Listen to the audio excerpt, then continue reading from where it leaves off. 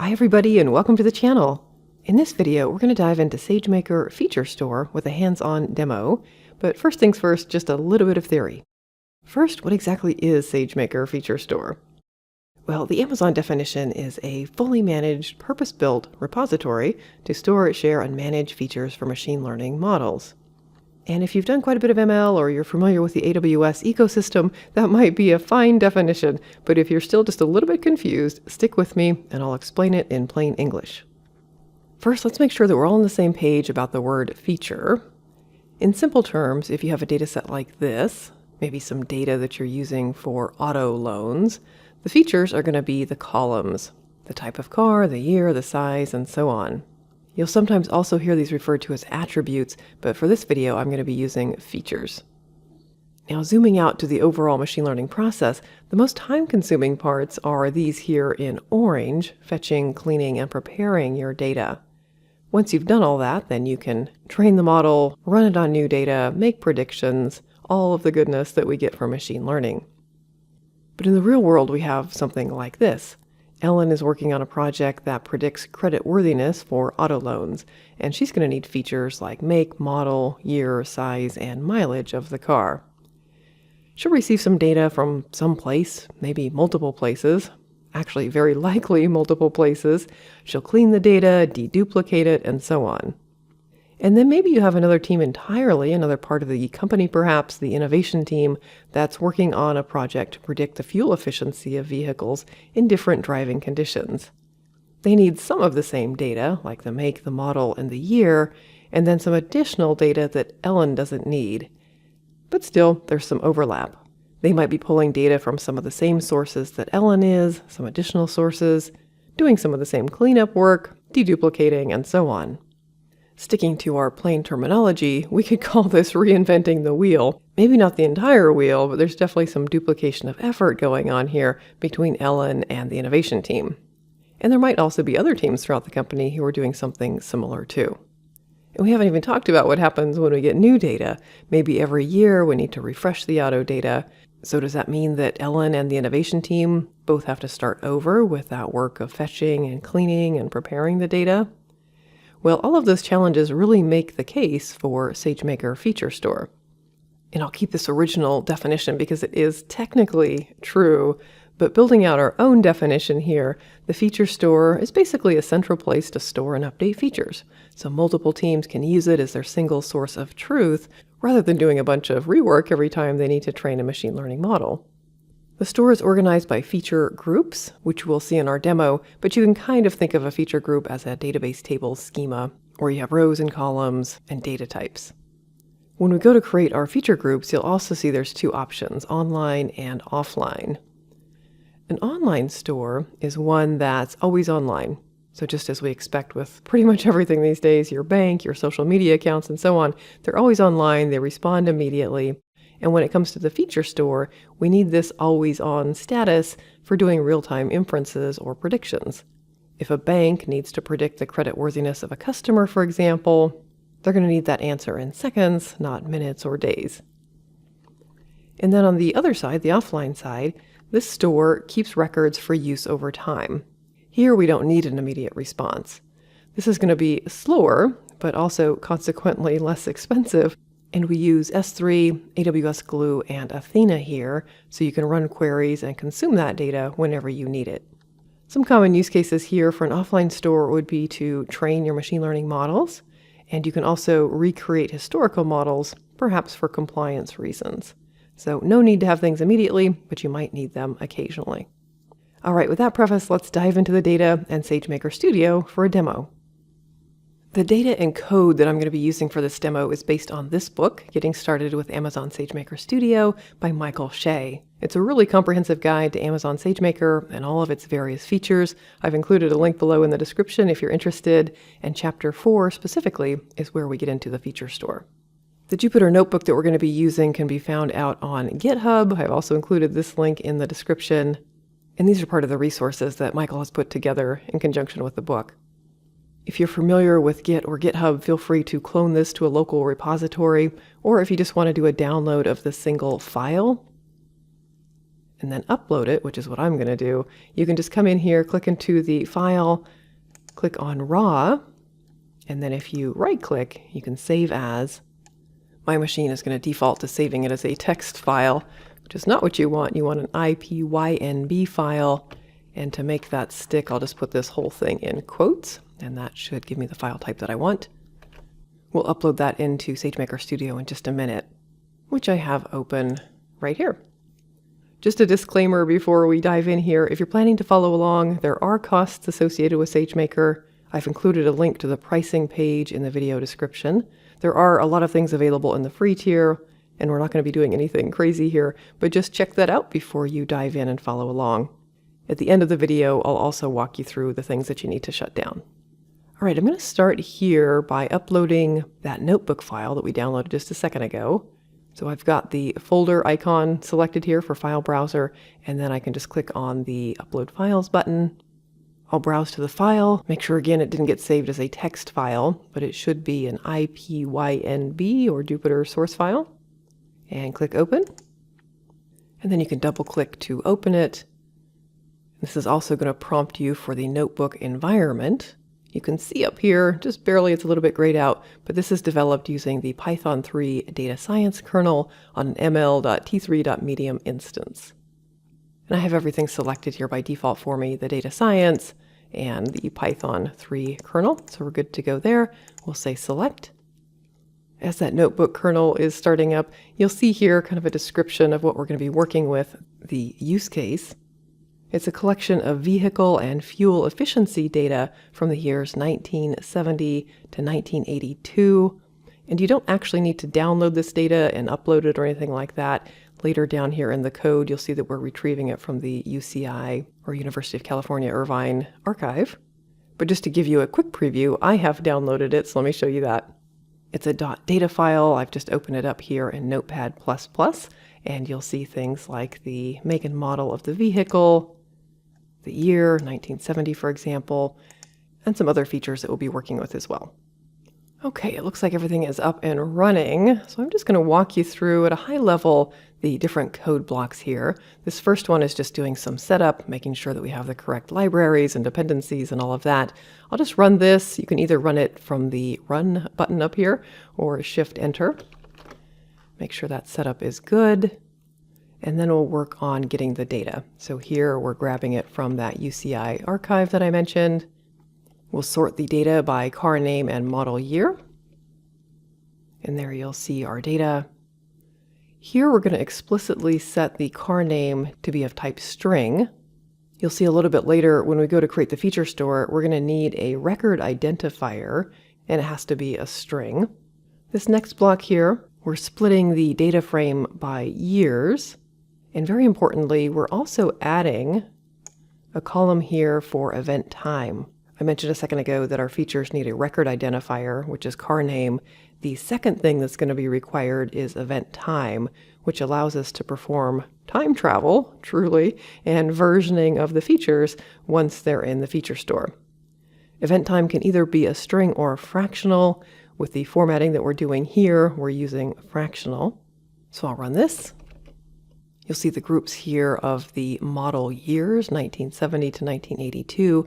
You may get a warning here about setting a value on a copy of a slice. For our purposes, it's okay if you ignore that. You should be able to move forward.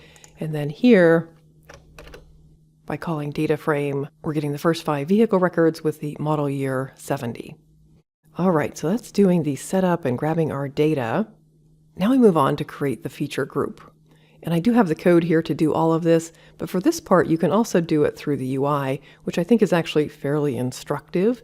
So let me just walk you through creating a simple feature group in the Feature Store UI, and then we'll come back here and run the code to do the same thing programmatically for our vehicle data. To open up the Feature Store, just come over here to the left navigation, and down here under SageMaker Resources, open the Feature Store. I have some other feature groups that I've been playing with here, and you'll see all of those under the Feature Group Catalog tab. There's also a Feature Catalog, and this is listing all of the features, pulling them from across the different feature groups that I have, and giving you a nice consolidated view. So truly a catalog or a list of the features that you might want which could be super helpful if you're starting a new project. You can just come in here and see what's already here. All right, back to the feature groups though. To create a feature group, just click on the Create Feature Group button. And I'll just do a really simple one here. Like I said, we're going to do one programmatically for our auto data. Here I'll just do my demo feature group. The description is optional, but I'll just say a demo group for testing. For storage configuration, as we talked about in the slides, we can do online, offline, or both. So let's enable online. This does require an encryption key. I'm just going to go with the AWS Managed KMS key, the default here. And then let's also enable storage offline. This is going to use an S3 bucket.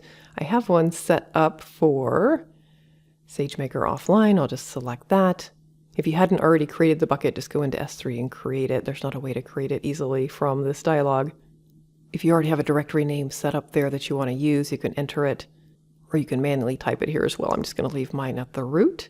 And then your IAM role, you should have a SageMaker execution role. That happens as part of setting up your SageMaker domain.